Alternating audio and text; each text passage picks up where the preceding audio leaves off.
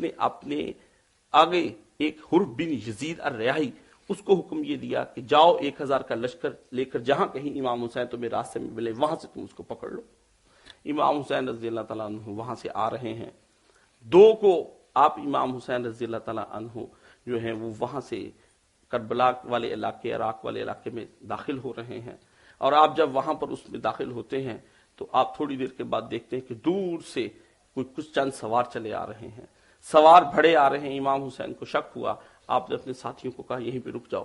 جب وہ قریب آئے تو وہ حر بن یزید تھا، اس نے امام حسین کو آ کر سلام کیا، آپ نے وعلیکم السلام کہا۔ اس نے کہا جناب مجھے حکم دیا گیا ہے کہ میں آپ کی پوری نگرانی کروں کہ آپ کیا کر رہے ہیں۔ امام حسین رضی اللہ تعالیٰ نے اس پر کہا ٹھیک ہے، جیسے تمہیں تمہاری حکومت موقع کا حکم دیتی تم اس کو مانو۔ آپ نے آتے ہی پہلا کام دیکھیں کیا کیا، اس کے گھوڑوں کو پانی پلایا، اس کے لوگوں کو پانی پلایا، اور خود اپنے ہاتھ سے پلایا، ایک ایک جانور کو 3 دفعہ پانی پلایا۔ اس کی خاطر تواضع کی اور اسے کہا کہ نماز ہمارے ساتھ پڑھو گے یا الگ پڑھو گے؟ اس نے کہا جناب آپ نماز پڑھائیں گے، میں آپ کے پیچھے نماز پڑھوں گا۔ دل کا صاف آدمی تھا۔ خیر اسی وقت وہاں سے ابن زیاد نے دوسرا حکم عمر ابن سعد کو دیا۔ عمر ابن سعد جا رہا تھا ایران کو فتح کرنے کے لیے، اس کا علاقہ رے ہے، تہران سے تھوڑی دور علاقہ ہے وہاں کا، اور کہا کہ اگر تم اس کو فتح کر لو تو وہاں کی گورنری بھی ہم تم کو دے دیں گے۔ اسے کہا ٹھیک ہے۔ ابھی جانا ہی شروع ہوا تو فوری طور پر اس کو یہ حکم ہوا یزید کا کہ حسین کے بارے میں ابھی تک کوئی تازہ رپورٹ نہیں پہنچی کہ تم نے اس کے ساتھ کیا سلوک کیا ہے۔ تو اس وقت یہ امام حسین رضی اللہ تعالیٰ عنہ کے بارے میں اس نے حکم دیا کہ نکلو یہاں سے اور حسین کو جہاں کہیں بھی پاؤ اور وہیں پر اس سے بیعت کی، تم یہ اس سے تقاضا شروع کر دو کہ بیعت یزید کے ہاتھ کے لیے وہ کرے ہر حالت میں۔ تو عمر ابن سعد جو ہے وہ نکلا، اس نے بڑا کہا کہ آپ مجھے چھوڑے کسی اور آدمی کو کہہ دیں۔ اس نے کہا نہیں اور نہیں، ہم تمہیں ہی حکم دیتے ہیں، تمہیں ہی جانا پڑے گا۔ اس نے کہا نہیں پھر آپ یہ کریں کہ فلاں کو بھیج دیں۔ کہا یا تو گورنری لینی ہے تم نے رے کی علاقے کی تو پھر تو تمہیں جانا پڑے گا کربلا کی طرف، اگر نہیں لینی ہے تو ہماری گورنری بھی واپس کرو، سب چیزیں واپس کرو اور چلو گھر کی طرف۔ کہا 1 رات کا موقع دے دیں۔ اب دیکھیں سب پہ راتیں گزر رہی ہیں، ایک رات حسین پر گزر رہی ہے کہ جب وہ مکہ سے مدینہ نکل رہے ہیں امت کی اصلاح کے لیے، ایک رات اب اس پر آ رہی ہے۔ راتیں دیکھیں کس طریقے سے آتی ہیں، فیصلے کی راتیں۔ فیصلے کی رات ساری رات سوچتا رہا، گھر والوں سے مشورہ کیا۔ بھانجے نے کہا مامو جان یہ حرکت مت کیجئے گا آپ، کیونکہ یہ حرکت ہمیں آنے والے دنوں میں وہ ماتھے پر کلنک کا ٹیکا لگوا دے گی کہ ہم ساری زندگی اور پورا خاندان سر اٹھا کر نہیں جی سکیں گے۔ ساری رات منصب، حب جاہ اور منصب اور حق شناسی دونوں کی جنگ ہوتی رہی، لیکن صبح حب جاہ جیت گیا اور حق شناسی دب گئی، حق شناسی رہ گئی۔ کہا جناب جیسے آپ حکم دیتے ہیں میں وہ کرنے کے لیے جاؤں گا۔ بس نکل کھڑے ہوئے۔ ابھی یہ لوگ وہاں سے جا رہے ہیں تو امام اس کے ساتھ کہا کتنی فوج لے کر جا رہے ہو؟ وہ اس وقت وہاں سے 4000 فوج وہ لے کر نکلا، اس سے پہلے حسین جو دوسرا تھا وہ فوج لے کر نکلا، 5000، 4 اور 5، 9000 کی فوج جناب کس کے لیے جا رہی ہے؟ 72 آدمیوں کے لیے جا رہی ہے، 10,000، 9000 فوج۔ اور ساتھ میں اسے حکم دیا کہ فوری طور پر جہاں کہیں حسین ملے ان کو پکڑ لو اور ان سے بیعت کی پوری کوشش کرو کہ یہ بیعت ہر حالت میں وہ یہاں پر کر دیں۔ چلا گیا عمر ابن سعد، جب وہاں پر پہنچا اس نے حر بن یزید کو حکم دیا جہاں کہیں حسین ملے، قاصد بھجوایا، اس کو وہیں پر روک لو۔ امام حسین اور وہ ایک تیسرے راستے پر ہو لیے تھے کہ نہ میں کوفہ کی طرف جاتا ہوں نہ میں کسی اور علاقے کی طرف جاتا ہوں، ہم اس طرح کرتے ہیں نہ میں تمہارے ساتھ رہوں گا نہ تم میرے ساتھ رہو، ہم تیسرے راستے پر چلتے ہیں۔ چلتے چلتے اس نے امام حسین کو 7 تاریخ کو کربلا کے میدان پر اتار لیا۔ بس یہ کربلا کا میدان آ گیا ہے۔ امام حسین رضی اللہ تعالیٰ عنہ وہ کربلا کے میدان میں جب اترے ہیں تو حر بن یزید ریاحی نے دیکھا کہ وہاں پر دریائے فرات جو ہے وہ ٹھاٹھے مار رہا ہے۔ پہلا حکم یزید کا یہ آتا ہے کہ سب سے پہلے حسین اور اس کے ساتھیوں پر پانی بند کر دیا جائے۔ آپ لوگ شاید نہیں جانتے ہیں عرب کے اندر سب سے قیمتی چیز پانی ہوتی ہے۔ ہم نے حج کیا اس میں بھی پانی ہمیں بڑا مہنگا ملتا رہا ہے۔ عرفات میں اب بھی حاجی جاتے 10-10 ریال کی بوتلیں دیتے اتنی سی، ٹھیک ہے، تو پانی سب سے پہلے بند کر دیا گیا ان کے اوپر۔ اور یہ پانی کس پر بند کیا گیا کہ یزید کے اس لشکر کو جس کو کہ امام حسین رضی اللہ تعالیٰ نے خود پانی پلایا تھا جب ان کے پاس پانی تھا، ان پر پانی بند کر دیا گیا. یہ آب بندش دیکھ لیں کیا چیز ہے. اگلی صورتحال پھر شروع ہو گئی. امام حسین رضی اللہ تعالیٰ عنہ اور ان کے درمیان نیگوسیشن شروع ہو گئی، بات چیت چل نکلی کہ ان سے کہا گیا کہ آپ مہربانی کیجئے، آپ بیعت کر لیجئے. امام حسین نے فرمایا تم میرا راستہ چھوڑ دو، میں بیعت تو یزید کے ہاتھ پر نہیں کروں گا، اس لیے مجھے جدھر جانا چاہتا ہوں مجھے جانے دو. انہوں نے کہا نہیں، بیعت تو آپ کو کرنی پڑے گی. وہاں پر یہ پیغام پہنچا ابن عبید اللہ ابن زیاد کو. عبید اللہ ابن زیاد کو کسی نے بتایا کہ عمر بن سعد رات کے اندھیرے میں امام حسین سے نیگوسیشن کرتا ہے. عمر ابن سعد وہ آدمی ہے جو حضرت سعد بن ابی وقاص کا بیٹا ہے، اور سعد بن ابی وقاص رضی اللہ تعالی عنہ وہ صحابی رسول ہے جن کو نبی کریم صلی اللہ علیہ وسلم نے جنت کی بشارت دی ہے، جنہوں نے پہلا تیر اسلام کے حق میں چلایا تھا. یہ عمر بن سعد چونکہ رشتہ دار بھی تھا امام حسین کا، تو اس سے بڑی چاہا کہ کسی طریقے سے یہ امام حسین والا معاملہ مجھ سے ٹل جائے، لیکن نہیں ٹلا امام حسین والا معاملہ.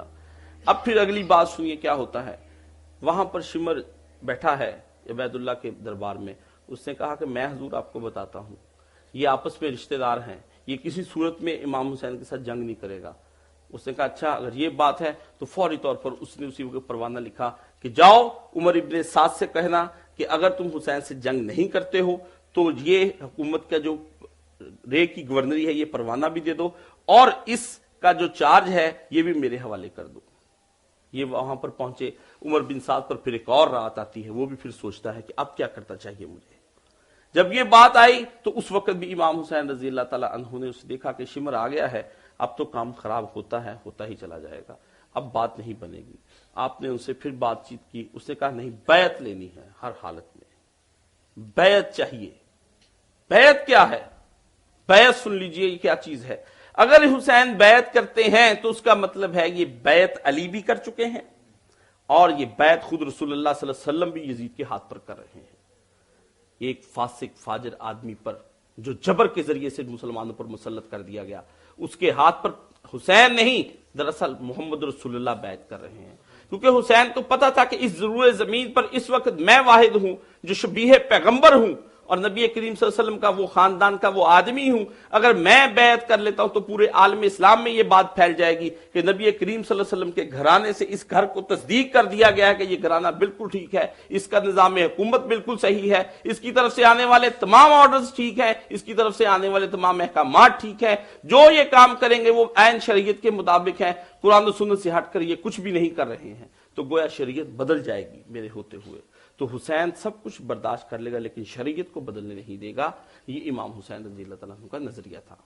آپ نے کہا میں سید اہل شباب الجنہ ہوں، میری رگوں کے اندر علی مرتضیٰ کا خون دوڑ رہا ہے، میں حضرت محمد رسول اللہ صلی اللہ علیہ وسلم کا نواسا ہوں جس کے ہونٹوں کو نبی کریم صلی اللہ علیہ وسلم بوسے دیا کرتے تھے.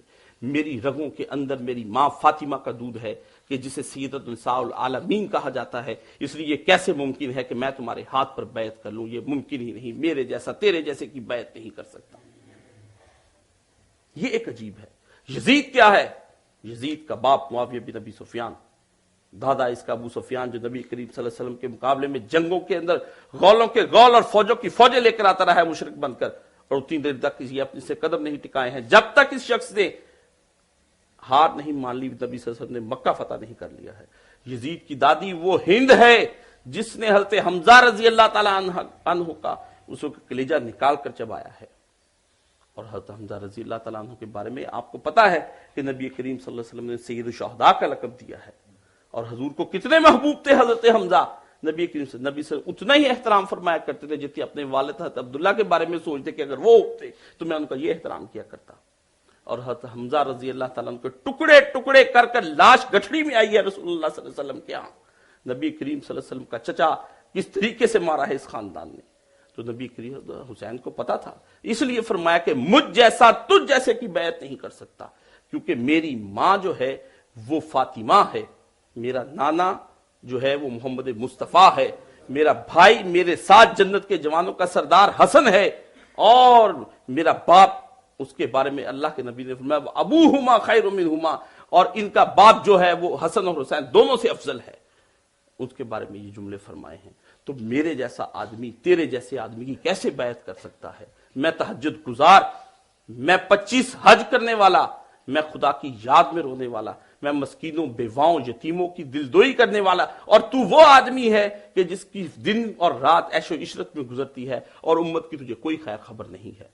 तो जैसे लोगों की हुकूमतें तो पहले भी कैसर और किसरा की हुकूमत थी, जिनको गिराने के लिए मेरे नाना ने अशहदु ला इलाहा इल्लल्लाह का उस वक्त नारा लगाया पूरी दुनिया के अंदर, और अपनी जान तक की परवाह ना की, ताइफ के पत्थर खाए, और नबी करीम सल्लल्लाहु अलैहि वसल्लम ने भूख बर्दाश्त की शब अबी तालिब के अंदर, और फिर नबी सल्लल्लाहु अलैहि वसल्लम को हिजरत करना पड़ी, मक्का को छोड़कर आपको मदीना की तरफ आना पड़ा, जबकि आपकी जाय पैदाइश मक्का थी और आपको वो सबसे ज्यादा अजीज था। तो कितनी दुख और कितनी अजियतें पैगंबर ने बर्दाश्त की। जिस पैगंबर के लिए आप रोते हैं, जिस पैगंबर के लिए आपके दिलों के अंदर एक सोज और गुदाज है, और जिसके मकबरे को देखने के लिए आज भी लोग कहते हैं कि आकाश में मदीने का बन जाऊं मुसाफिर, उस पैगंबर का नवासा किस तरीके से उसके हाथ पर बैयत कर सकता है। इसलिए कहा कि मेरे जैसा तेरे जैसे की बैयत नहीं कर सकता किसी सूरत में। नबी करीम सल्लल्लाहु अलैहि वसल्लम का ये नवासा जब आखिरी दिनों में वहां पर पहुंचा है तो बंदिश आब हो गई है। 9 तारीख को हुक्म दे दिया जाता कि जाओ हुसैन और उसके बच्चों और उसके साथियों को कत्ल कर दो। इमाम हुसैन रज़ी अल्लाह तआला अन्हु ने जब लश्कर को बढ़ते देखा, कहा अब्बास उठो और जाकर इनसे पूछो ये किस मकासद के लिए आए हैं। उन्होंने कहा कि हम सिर्फ इसलिए आए हैं कि हम तुमसे जंग लड़ें और तुमसे बैत लें, या फिर तुम्हारा सर तन से काट कर जुदा कर दें। इमाम ने फरमाया फिर इनसे कह दो कि हमें आज की रात एक मोहलत दे। रात फिर आ गई है।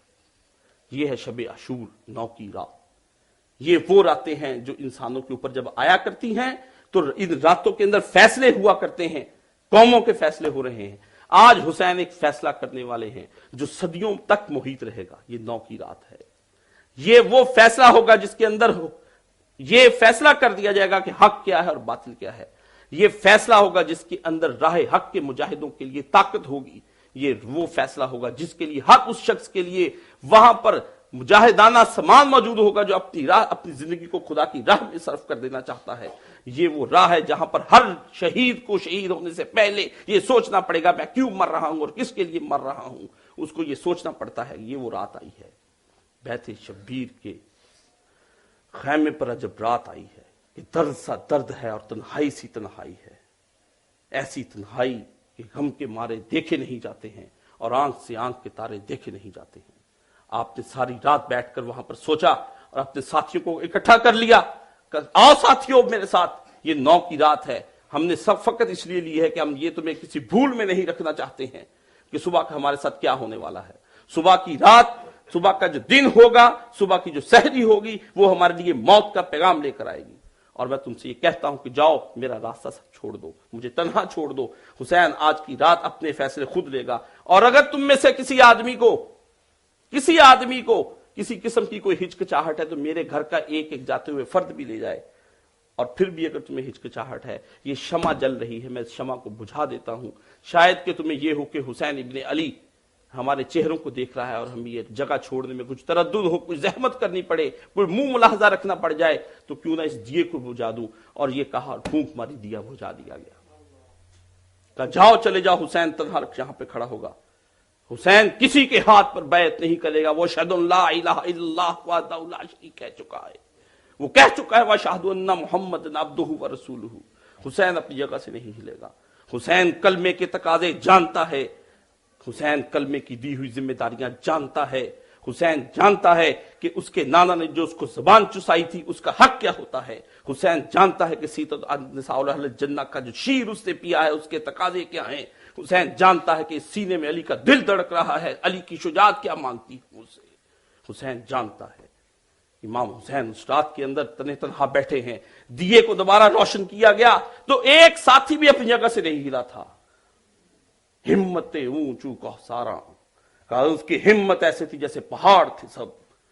सबसे पहले एक उठा, उससे तकरीर की। उसने कहा हुसैन तुमने ये कैसे सोच लिया कि हम तने तनहा यहां से छोड़कर चले जाएंगे और नबी करीम सल्लल्लाहु अलैहि वसल्लम के सामने हम क़यामत के रोज इस तरीके से आएंगे कि तेरा लाशा सामने पड़ा हुआ होगा और हम वहां पर बिल्कुल तना सब उसका सही सलामत खड़े होंगे, ये कैसे मुमकिन है। दूसरा उठा, उसने कहा हुसैन ये तो मरना ही एक दफा का है, तू अगर 70 बार कहता तो हम तेरे पीछे जान दे दिया करते, ये तूने हमसे किस रात का तकाजा कर लिया है। तीसरा उठा, उसने तकरीर की, हुसैन समझ कि आज हम तेरे साथ खड़े हैं, हम ये ऐसे ही हैं जैसे नबी करीम सल्लल्लाहु अलैहि वसल्लम के साथ खड़े हैं। ये रात एक अजब रात आई है इमाम हुसैन ने उसी वक्त फिर कहा, मैं तुमसे फिर कहता हूं सोच लो। उन्होंने कहा, हुसैन बार बार बात करने का मुकाम नहीं है, हम नहीं सोचेंगे, हमने फैसला कर लिया है कि हम तुम्हारे साथ रहेंगे। इमाम हुसैन रजी अल्लाह ताला अन्हु ने कहा, ठीक है, फिर आज की रात हमारी मुनाजात की रात होगी। ये वो रात है जैसे बदर की रात नबी करीम सल्लल्लाहु अलैहि वसल्लम पर आई है। बदर की रात क्या हुआ है, पैगंबर इस्लाम सल्लल्लाहु अलैहि वसल्लम को पता है कि सामने कुफार का लश्कर है। हजूर एक जगह पर जाकर खड़े हो गए हैं, हाथ उठा चुके हैं, दुआएं कर रहे हैं, या अल्लाह ये मुट्ठी भर लोगों को ले आया हूं तेरी राह में, अगर आज मारे गए ये सारे के सारे और इनको फतह नसीब ना हुई तो फिर तेरा कोई नाम लेवाना होगा। सारी रात पैगंबर ने उस रात मुनाजात की है, दुआएं की है अल्लाह के हुजूर। हज़रत अबू बकर सदीक आगे बढ़े, अल्लाह के रसूल, ये आपकी कमली मुबारक आपके दोष से गिर गई है, अल्लाह ने आपकी सुन ली है, फतह आपकी होगी। यही रात इमाम हुसैन पर आई है, और वो रात इमाम हुसैन के खैमों के अंदर किस किस्म की आई है, सब लोग सारी रात दुआएं करते रहे हैं, तकबीरें पढ़ते रहे हैं, ला इलाहा इल्लल्लाह का विर्द करते रहे हैं, मुनाजातें करते रहे हैं, कुरान पढ़ते रहे हैं। रावी बयान करता है कि इमाम हुसैन के खैमों से इस तरह से तस्बीह की आवाज आती थी जैसे मक्खियों के छत्ते से बिल बनाने की आवाज आती है, इस तरह तकबीर और तहलील की आवाज आ रही थी। और उस तरफ दूसरा लश्कर है, वो सो रहा है और उसमें से कुछ जाग रहे हैं, जाग ये भी रहे हैं, जाग वो भी रहे हैं। यहां तस्बीह के दाने गिरने की आवाज है, वहां तलवार को सारी रात सीधा करने की आवाज है। यहां पर हाथ उठे हुए हैं खुदा की बारगाह के अंदर, वहां जाम उठे हुए हैं एक दूसरे को पिलाने की खातिर शराबों के। रातें दोनों पर आती हैं, फासिक पर भी रात आती है, मुत्तकी पर भी रात आती है, दोनों तरफ रातें बढ़ रही हैं। हुसैन इब्ने अली ने कहा, हां ये रात को इसी तरह मनाओ। उस रात क्या हो रहा है, एक खैमे के अंदर क्या हो रहा है, दूसरे खैमे के अंदर क्या हो रहा है। सुबह आई, दिन चढ़ गया, जोहर का ये वक्त हुआ, मैदान लग गया। इमाम हुसैन रजी अल्लाह ताला अन्हु ने अजीब वाकया देखा है कि आपने देखा कि आप मौजूद खड़े हैं और आपने अपनी ऊंटनी मंगवाई, घोड़े को छोड़ दिया। घोड़ा निशानी हुआ करता है जंग की और ऊंटनी निशानी होती है वहां पर अमन की, जैसे आपके यहां अमन की फाख्ताएं हुआ करती हैं। आपने कुरान सामने खड़ा किया, उसको पढ़ा और उसके बाद बताया कि मैं हुसैन इब्ने अली हूं, तुम पर यह बात छुपी हुई नहीं है, मेरी जिंदगी तुम्हारे सामने खुली चीज है, बताओ मैंने तुम्हारे साथ किसी किस्म का कोई फिस्को फजूर तुमने मुझ में पाया हो, बताओ मैंने तुम्हारे साथ किसी किस्म की कोई ज्यादती की हो, बताओ मैंने कोई जुल्म किया हो, बताओ मैंने तुम्हें बरंगेख्ता किया हो, तुम किस वजह से मेरे कत्ल के दरपे हो। जवाब नदारद है, आपने ऊंटनी से उतरे हैं, कुरान एक साइड पर किया और ऊंटनी को वापस घोड़ा मंगवा लिया, उस पर आ गए। 3 दिन के प्यासे हैं, बेआबो दाना है, खाने को कुछ नहीं है, सफे बंध गई हैं, सफे उन्होंने भी बांध लिए। 23,000 का लश्कर उस तरफ खड़ा है और इस तरफ इमाम हुसैन 72 साथियों के साथ खड़े हैं। आहा, ऐसे वक्त में जब जंग का मैदान गर्म हो जाए तो आदमी को सिर्फ एक शय नजर आती है कि सामने मौत है, क्योंकि इतना बड़ा लश्कर और मैं तने तनहा और मेरे साथ सिर्फ 72 आदमी, वहां 23,000 का लश्कर और फिर उसके साथ फौजें भी हैं जो ट्रेंड हैं और मेरे साथ ट्रेंड लोग भी नहीं हैं। ऐसे में फिर क्या होता है आप जरा देखिए, ऐसे में हक वालों पर भी एक टाइम आ जाता है, एन इस मौके पर कोई आदमी नहीं अपनी जगह से हिला है। वो आदमी जिसने इमाम हुसैन रज़ी अल्लाह तआला अन्हु को रोका था, जिसका नाम हुर था, उससे देखा कि ये किस किस्म का मामला है। उसने उमर बिन साद से कहा, उमर बिन साद तू हुसैन को कत्ल करेगा, ये नामुमकिन सी बात लगती है। उसने कहा हां जंग तो अब छिड़े ही गई। उस वक्त फिर हुर बिन यजीद ने यह फैसला किया कि यह हक और बातिल का मार्का है, मुझे अपने लिए कौन से रास्ते का इंतखाब करना है। उसने कहा यह जन्नत और दोज़ख का मार्का है, यह हुर बनने वाली बात है, आओ तुम्हें हुर की दास्तान सुनाऊं। हुर सारा दिन सारी रात लश्कर यजीद में रहा है, उसने उम्र भर वहां पर नौकरियां की हैं, उसके पास उसके बाद जाने के मरने के बाद, हुसैन के मरने के बाद उसके पास बहुत से मनसब हाथ में आ सकते थे, उसकी जिंदगी ऐश इशरत में गुजर सकती थी। मगर हुर बिन यजीद ने कहा नहीं, ये मनसब दुनिया के हैं, मुझे हक के लिए अपना सब कुछ कुर्बान करना पड़ेगा। इसलिए उसने फौरी तौर पर घोड़े को एड़ लगाई और इमाम हुसैन की तरफ बढ़ गया। और जाते वक्त उसने अपनी उसी वक्त जो उसके पास ढाल थी उसको उसने पलटा लिया कि मैं जंग के लिए नहीं आया हूं, मैं आपसे सिर्फ बात करने के लिए आया हूं। इमाम के पास आया, कहा इमाम मैं सिर्फ आपको वहां पर रोका हुक्म अपनी हुकूमत के कहने पर, वरना मैं आपसे सबसे पहले अब यहां पे माफी का खास्तगार हूं, मुझे माफ कर दिया जाए, मुझे नहीं पता था मामला इस हद तक चला आएगा। हुर बिन यजीद बनिए, یہ وقت ہے حر بن یزید بننے کا۔ اگر آپ قافلہ حجاز والے حسین کی وہاں سے نہیں چلے ہیں مدینہ سے، تو حر تو بن سکتے ہیں آپ کے سامنے احادیث نبویہ، آج حسین آج بھی اتنا ہی مظلوم ہے جتنا کربلا میں مظلوم تھا، آج بھی اس کے اتنے ہی دشمن ہیں جتنے کربلا میں موجود تھے۔ اس وقت بھی کربلا کے اندر اتنی لمبی داڑھیوں والے موجود تھے، اس وقت بھی بڑے بڑے تسبیحاں پڑھنے والے اور امام موجود تھے، اس وقت بھی احادیث سنانے والے وہاں پر موجود تھے، ہر طرح کے لوگ اس وقت موجود تھے۔ تم کیا سمجھتے ہو یہ آج کی پیداوار ہیں؟ اس وقت بھی قال اللہ و قال رسول کہنے والے لوگ موجود تھے، ان کو بھی حدیثیں آتی تھیں، لیکن اس وقت بھی بصیرت گم تھی، آج بھی بصیرت گم ہے۔ اس وقت بھی دل کے اندر اندھیر تھا، آج بھی دل کے اندر اندھیر ہے۔ اس وقت بھی دل کے نہا خانے کے اوپر شیطان بیٹھا ہوا تھا، آج بھی دل کے اندر شیطان بیٹھا ہوا ہے۔ وہ چاہتا ہے کہ دین کو تم تک نہ آنے دے، تم کو دین کے بڑے بڑے ہیروز کو پہچان نہ کرنے دے، تمہیں ان کی معرفت سے دور رکھے کہ کہیں ان کے عمل کو دیکھتے ہوئے تم یہاں پر اپنے لیے کوئی انقلاب برپا نہ کر دو، زمین پر شریعت محمدی صلی اللہ علیہ وسلم نافذ نہ کر دو۔